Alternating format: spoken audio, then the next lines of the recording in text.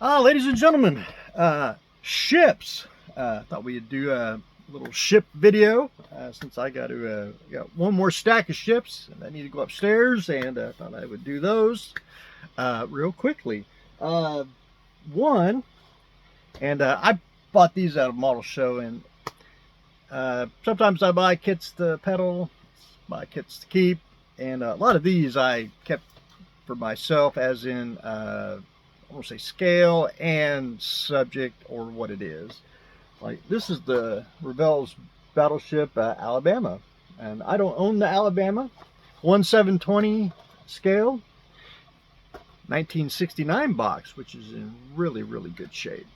Couldn't believe it. But anyway, I try to on ships I try to at least get, I won't say one of the names, but I do like the 1/700 scale stuff, because to me I think it's a really good size. Now I know sometimes a little lacking detail, but other than that I think they're a really good, I want to say desktop model. They just I think are just exquisite. Beautiful box art, 60s. There is a rabbit hole I'd love to go down, and that's find the original artist who did these. There, for me, it's hard to find because they like fall through the cracks in the history books of model making, and it's hard to find which one who did what and all that. But anyway, we're adding the Alabama to the art. One, and what did I read that at? Have to jump up a little bit. This is a 1974 German cruiser. I don't pronounce it wrong. Blucher. My German's not that good, but anyway. Now, I do like painted box art. I think that is just exquisite, just like that. I know Revell did the white line in the, when I say white line, you see white box in the painting. I like the ones that take up the entire box, and then with the logo. But this is a 74, pretty decent shape.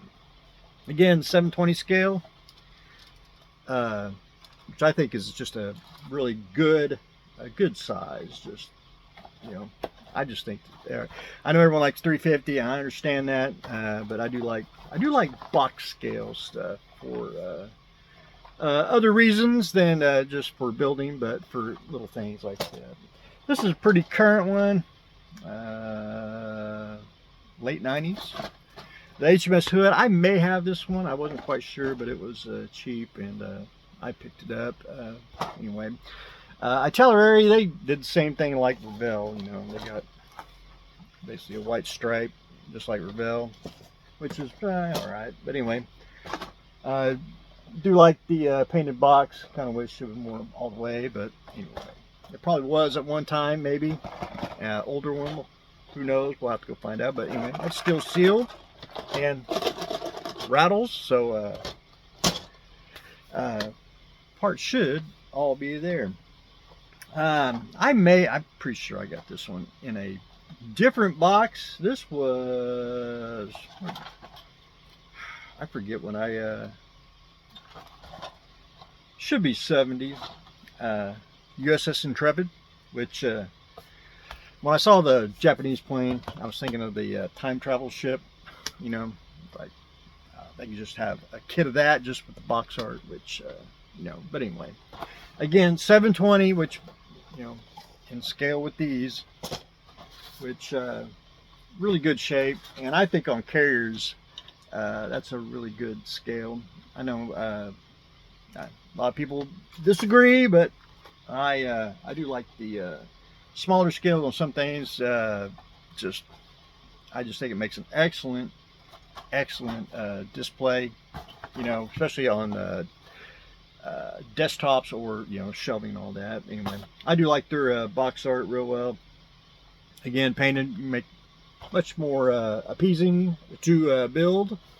But anyway, boxes, I know why people tape it on the bottom, hold it. But anyway, other than that, really good shape. So we're gonna add the Intrepid to the art. Now, getting into the 80s, 80s box art, you can see Revell did the instead of a white line, it's a yellow line.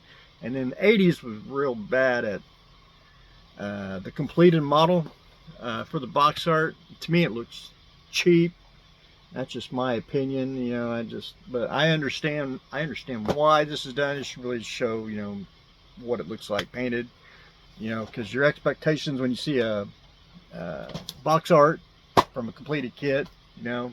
But anyway, I do, I don't know if I have the North Carolina. This is, anyway, I want to say, I don't think it's 720. I want to say like 500. I don't quite remember. 15.5 inches long. I guess in the late 80s they were trying to get rid of the scales and going through the links and all that. But anyway, other than that, not too bad. Again, you can see we're taped, but pretty decent shape. And I try to get like, well, I know I have multiple kits, so, you know, I have it in the 60s, the 70s, the 80s, you know, in the 90s. You can see the evolution of, you know, different types of box art, you know, from the white to the yellow and all that. And I like little things like that. That just makes it much more, you know, interesting and all that. And last but not least, I do have a couple of these, and I picked this up again, because again, cheap and stuff you just don't see, and that is the Aurora Cy Shark. This is basically a bag kit that's in a mailer box, and I really don't know the story of the Young Model Builders Club. I really have to like deep dive, but I really don't know why I don't know if there's different versions. I mean, different kits you can, you know, I want to say subscribe to or pay for the club fee and you get a free kit. You know, was it the Cy Shark and something else, or just was this it? But I do have a couple of these, especially in the mailer boxes. Again, something you don't see, something I'd even like to, you just don't get stuff in the mail anymore unless you buy it, you know, not like a subscription or, you know, I even think, like just like the old action figures, as Action Force does it, where you cut out the action points and you can mail off for a figure. I always thought, I know they have the little model club, but I thought if model kits had a little action point on the kit, you know, you can cut it out and send off for a mail away kit, which is very kind of exclusive. But anyway, it's in really good shape. Mailer box. Usually they're, I want to say a little more yellowed for wear and tear, but bag, pristine. You know, just a really cool, I think, idea of doing a mail away for a model kit, and that is 1972 version. So again, I need to go dive a little deeper. I'd like to know more of the history of the I thought Aurora kind of had their own model thing, but I guess the Young Model Builders Club was you know, something different or all that. But anyway, we'll have to go figure that out. At least try to find some articles to clip and save and print out and read and bring it inside the art. But anyway, ladies and gentlemen, that's what I got going on today. Today, since it is a bit cooler in here, we are trying to go and put up all the ships that I recently bought, and then we'll try to go with the tanks on the next one. But anyway, ladies and gentlemen, that's what I got going on today, so stay tuned for the next exciting episode.